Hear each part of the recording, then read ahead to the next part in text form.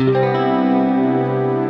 I ever find myself out of ideas for videos, I think a recent Olympics will have me covered. There's enough content here to make a feature-length documentary, but the bit I'm interested in is this. And this controversy surrounding the Tokyo Olympics logo is much more interesting than the logo design itself. I would be here all day if I listed off every controversy, but the game suffered a ton of bad press, including bribery and corruption, radiation concerns from the Fukushima power plant, and poor working conditions to name a few. And 1 week before the logo was even revealed, Japan's Prime Minister at the time, Shinzo Abe, had to publicly apologise for all the taxpayer money spent on a stadium design that was negatively received, as it looked like a cycling helmet crossed with a toilet seat. The $2.5 billion stadium had to be scaled back, so a cheaper design was put forward by a new architect, which was then subject to plagiarism accusations as it was too similar to the previous design. And bear in mind, all of this happened before the Olympics were postponed by 1 year due to the 2020 pandemic. After this debacle, the Tokyo Olympics could do with a nice, straightforward logo reveal with no controversies whatsoever.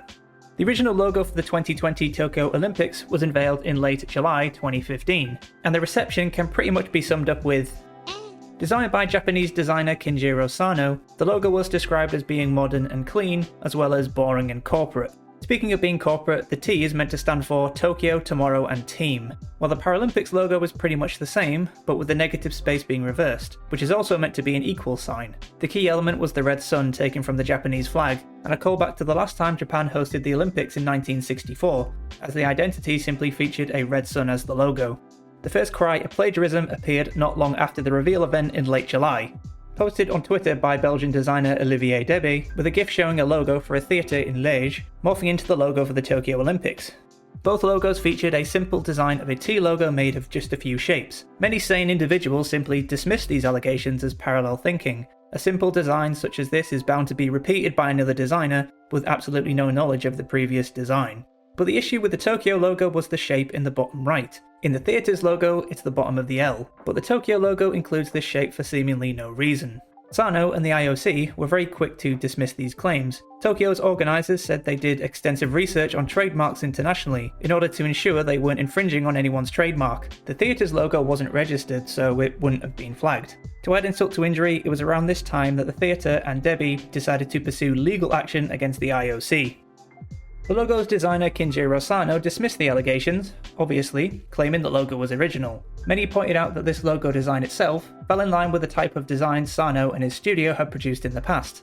But because of the controversy surrounding the logo, a number of Sano's previous work came under scrutiny, with more plagiarism accusations being thrown around. A zoo in Nagoya wanted a probe into Sano and the logo he designed, as it was the same as the logo for the National Museum of Costa Rica. The city of Ota originally commissioned Sano to design a logo for their public library, which was similar to a logo for a textile design firm designed by Josh Devine. Devine initially said he was thinking about pursuing a lawsuit against Sano for some cheap publicity, but it looks like he came to his senses. And there was this work-in-progress design for the Tokyo Olympics, which is being compared to the work of legendary German designer Jan Schickel. But once again, I think these designs can easily be chalked up to parallel thinking.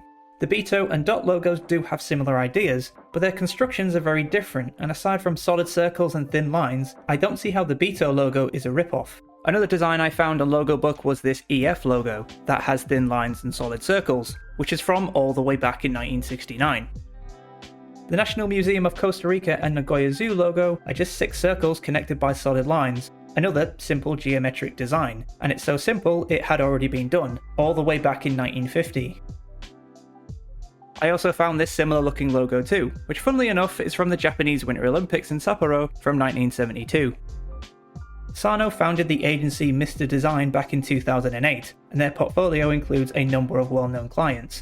If you used a tiny bit of common sense, it would make 0 sense for an established designer to steal a logo for the Olympics and potentially ruin their career overnight. I made a whole video talking about similar looking logo designs, with one of the most well-known examples being the logo for Beats by Dre, as their logo featuring a lowercase b has cropped up time and time again, with the earliest example I could find being from the year 1960. Rather than all of these B logos being stolen, it's likely the exact same thing happened here with these designs. And as for the theatre logo that kicked off this whole dumb controversy, the concept is similar to this TL logo that I also found on Logo Book, which is from 1969. The IOC and Tokyo Organizing Committee stood by Sano at first, but these new plagiarism accusations and the fact that Sano used imagery without permission left them no choice. Plus, a Japanese beer company had planned to give away 30 different tote bags designed by Sano, but they had to withdraw 8 of them, as they were seen as being too close to other existing designs. In early September, Sano's logo was dropped, although they maintain they don't think he stole the design. Both Sano and the committee agreed it would be best to abandon the design in favour of something new, as it would seem that these allegations were never going to go away. For the past month, Sano had had his reputation completely tarnished by nothing more than hearsay, and he says he agreed to withdraw the design to protect his family from persistent attacks and online abuse. But going forward, a new committee was set up in the hunt for a new logo, with the intention of engaging with as many people as possible. And what better way to make the process as transparent as possible than with a public competition?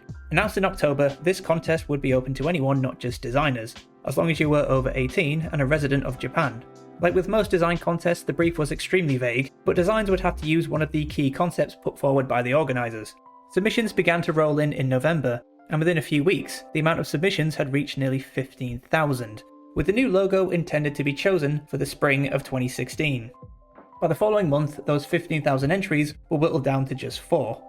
But we'd have to wait until April to see the 4 finalists, and their reception can only be summed up with, well, it was a mixed bag overall. There were 2 good designs, there was one pretty mediocre one, and another that was just tragic. It makes you wonder what the other 15,000 looked like if these were the best ones. At the end of April, there was no big glitzy ceremony for this logo, probably because they'd blown the budget at this point, but the new final logo was revealed.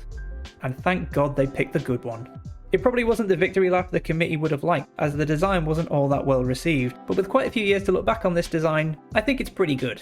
This logo does a good job of avoiding cliches, and when put next to the previous Olympic logos, it feels distinctive and quite different.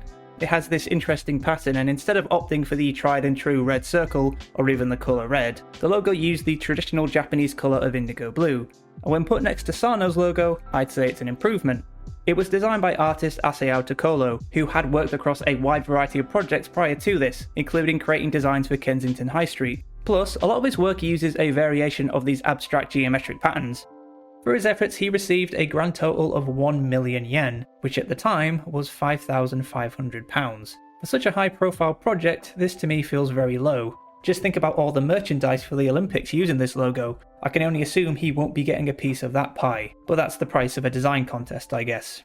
The publicity from this contest must have worked a treat for the organising committee, as in 2017, there was another contest to create the mascots for the Olympic Games.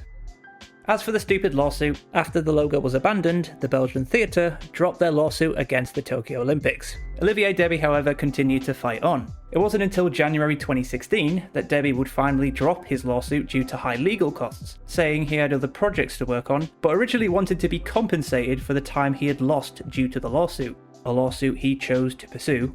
But back when the logo was announced in 2015, Deby asked the IOC and Tokyo organisers to drop the logo as it was similar to his design. They did drop the logo not long after this, and yet he still pursued the lawsuit anyway.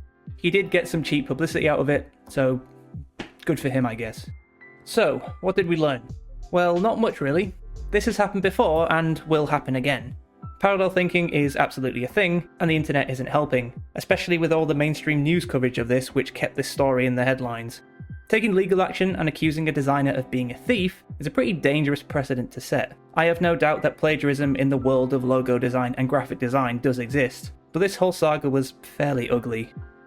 But at least the pictograms were decent.